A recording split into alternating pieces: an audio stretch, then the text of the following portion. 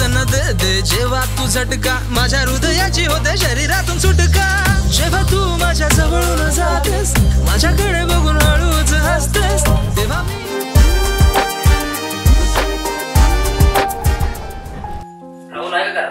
नाही गाडीवर गेलेत चालतंय मग परत येतो तुम्ही अशी गेल्यावर ते शिव्या नाही घालायचे का मला नाही ते आल्यावरतीच येतो या चहा ठेवते नाही नको राहुल आल्यावरतीच येतो अहो या चहा नाही पाणी तर घ्या सांग या बसा मी पाणी आणते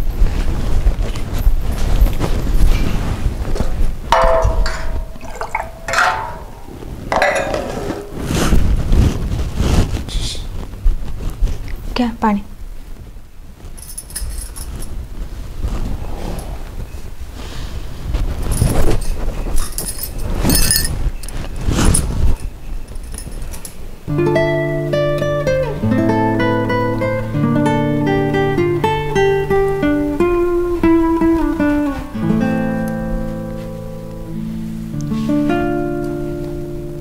सुरळीत चाललंय ना राहुलचं म्हणजे ट्रिपवर भेटतात ना हा सुरळीतच चाललंय तुम्ही असल्यावर काय काळजी आहे काय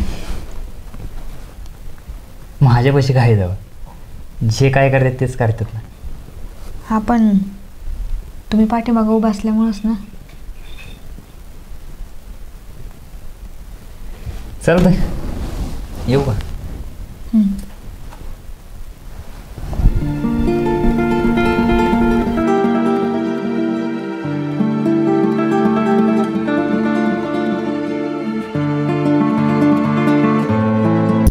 कसं लग्न झाले माझं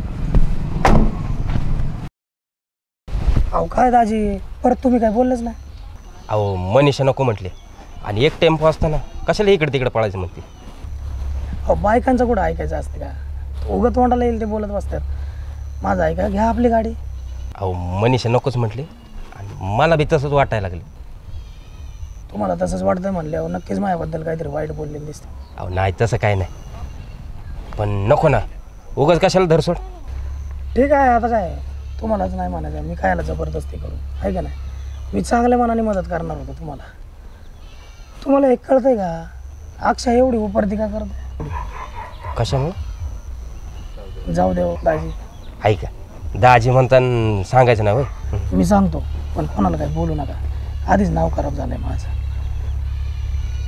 अक्षान लालीचं लपड होतं आणि मला वाटतंय अजून बी चालूच कसं आहे माहिती आहे का कोण कोणासाठी एवढं करत आहे अक्षा माझाच लाली माझीच कोणाला सांगायचं एवढं तोंड चिवून गप बसायचं त्या बघा दाजी लग्न आधी भेटले असते ना तुम्हाला लग्न नसतं करून द्या ठीक आहे येऊ का पण कोणाला सांगू नका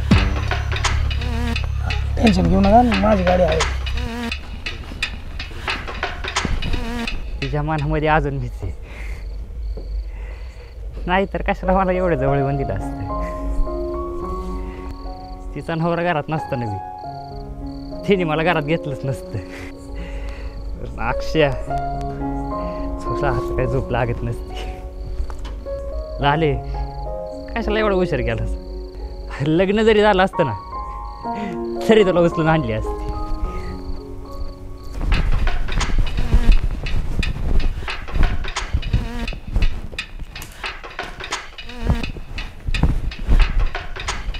फ्रेश होऊन घ्या जेवायला वाटतं काय हो फ्रेश होऊन घ्या ना नाही भूक नाही मला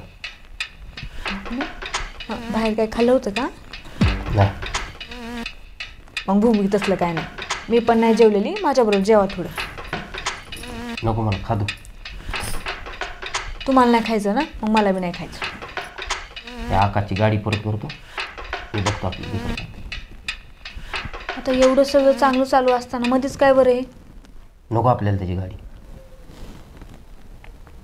मला वाटलंच होतं काहीतरी झालं असं. आल्यापासून तोंडावर 12 वाजलेत. काय झालंय? का नको म्हणताय? नकोच रे, त्याची गाडीच नको आपल्याला. कोण आहे आकाश? आपल्याला काय मदत करतो? गाडीचा एक पैसा बी घेतला नाही. आकाशासाठी एवढे उपकार करतो का? ह्या जगात थोडीच चांगली माणसं असतात आणि कुणी कुणावर उपकार करत नसते. आता आपल्याकडे पैसे आल्यावर आपण देणारच आहेत की. नकोच ना, पण त्याची गाडीच नको आपल्याला. तुम्हाला काय करायचं आहे ना ते करा, मला काय सांगू नका. आणि त्या आकाशला बी काय सांगायचं आहे ते तुमचं तुम्ही बघा. त्याला काय सांगाय? तो कोण आहे? त्याला गाडी देऊन टाकायची परत. अहो ह्या गावात बी लय थोडी माणसं आहेत चांगली जी मदत करतात. आता तो हाय गावातला, करतोय मदत म्हणून घेतली. खरंच गावातला आहे का? एवढ्या गोड चेहरा मागत तिकट का ग? म्हणजे नेमकं काय म्हणायचं आहे तुम्हाला? तुझं आणि त्या आकाशचं लपड आहे ना, मला माहिती. कोण म्हणलं तुम्हाला? तुला काय वाटलं? मला काही कळणार नाही? तुमचं लग्न आधीपासून चालू होतं. मी काय तुमच्यामध्ये येणार नाही. आणि मला असंही मन मारून जगणं आवडत नाही. आणि तू बी नको मार. असं काय बोलताय तुम्ही? अहो असं खरंच काय नाही. आता जे बी काय आहे ते तुम्हीच आहेत माझे. हा लग्न आधी होतं, पण आता खरंच असं काही नाही. हे बघ, तुला जर माझ्याबरोबर राहायचं असेल राहा, नाहीतर जायचं असेल जा. मी काय तुझ्यामध्ये येत नाही बघ. असं काय बोलताय तुम्ही? लग्न झाल्यापासून तुम्हाला असं जाणवलं का की माझं तुमच्यावर प्रेम नाही म्हणून? अहो ह्या लालीने लय जीव लावलाय तुमच्यावर. ज्या घरात लग्न होईल त्याच घरातून मैत निघन अशा संस्काराची पोरगी आहे मी. तुम्हाला नको असेल ना तर तसं सांगा.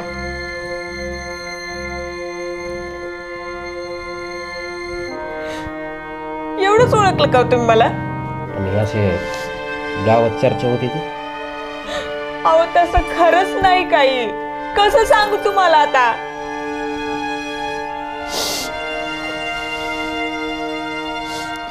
हे सगळं कोणी केलंय ना मला चांगलं माहिती. ज्यांनी काडी टाकली ना त्यालाच काडी लावित असते मी आता. हा चप्पल कोणा उघडते का? कळतं का तुला? लावलीस ना काडी माया संसाराला. सोड. ह्यो जोर आहे ना, एखादा खोली दाखवला असता ना नमलो असतो तुला. काय दाखवलं काय होणार का?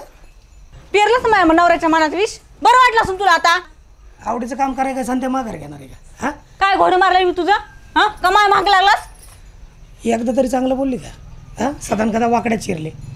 एकदा जरी चांगलं बोलले असते ना, ह्या संत्याने ढुंकून बी बघितलं नसतं तुझ्याकडं. हां तीच तिडीक डोक्यात गेले आणि सदान कदा त्या आकाशला चिटकून बसले. तू नीट बोलायच्या लायकीच आहेस का? असं वाटतं ते भोपाळ कसं टाकुरी चिडता कसं तुझा गळा चिडावा. चल काय करायचं शकत नाही. चल निघितून निघ. तू असं मरत नसतो बघ. किडम पडून मरशील की नाही. माझ्या नादाला लागू नको तू. असलं नाही बघितलं तर. या आधी कधी असलं काय आलतं का डोक्यात?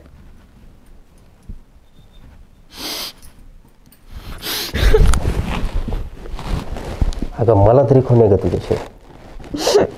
पण तुझं जर माझ्या मागं असं चाललं असेल आणि तुला माझ्यासोबत राहायचं नसेल, त्याला मी तरी काय करणार ग?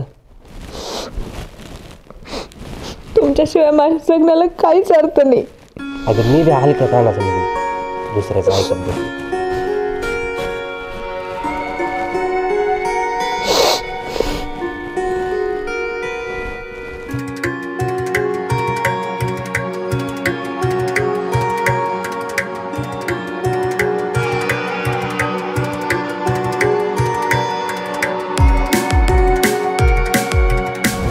आकाश,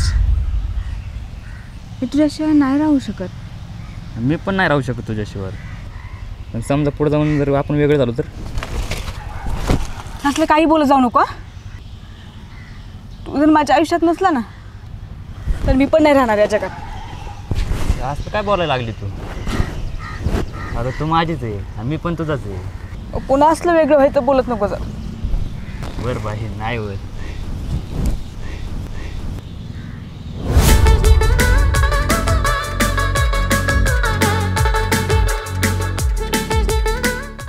माझ्याबद्दल तुमचं तेच वागणं इथं आल्यापासूनच झालंय ना. माझ्यामुळे तुम्हाला लय त्रास झालाय. आता मीच तुम्हाला सांगते, आपण कुठे बी जाऊ, पण इथं नको राहायला. मला माझा संसार सोडून दुसरं काय बी नको. तू म्हणशील तसं.